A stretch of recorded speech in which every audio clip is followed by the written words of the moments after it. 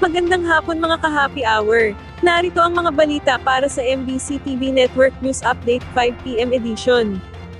Armed Forces of the Philippines at Australian Defence Force sumabak sa joint naval exercise sa Mindoro bilang bahagi ng Exercise Alon 2025. Sumabak sa serye ng joint naval exercise ang Armed Forces of the Philippines at Australian Defence Force sa karagatang bahagi ng Lubang Island, Mindoro bilang bahagi ng Exercise Alon 2025.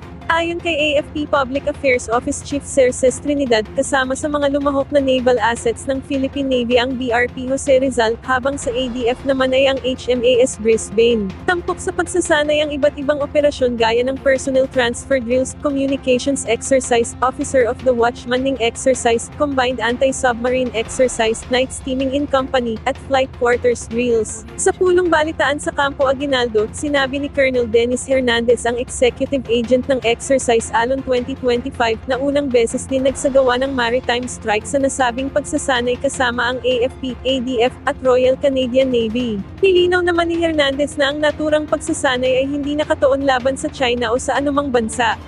We're not directing this to any other country, but we just want to conduct or enhance our joint operation, interoperability, and peace and security in the Indo-Pacific region. That's all.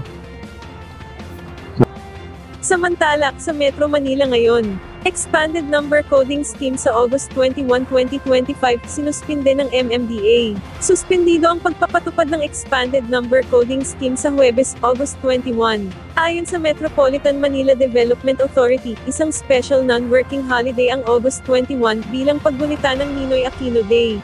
Ito ang araw ng pagkamartir ni dating Senator Benigno Aquino Sr. nang barilin ito sa tarmac ng Manila International Airport. Ayon sa MMDA, automatikong sinususpinde ang number coding tuwing official at special non-working holidays.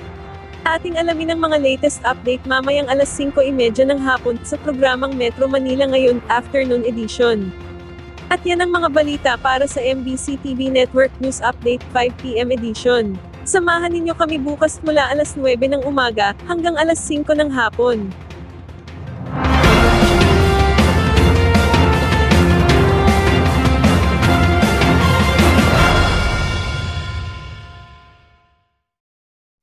Mga ka-happy hour, kung gusto mong manood ang mga balita sa MBC TV Network News Update, mag-subscribe sa aming YouTube channel, i-like ang aming Facebook page, at i-follow sa aming TikTok account.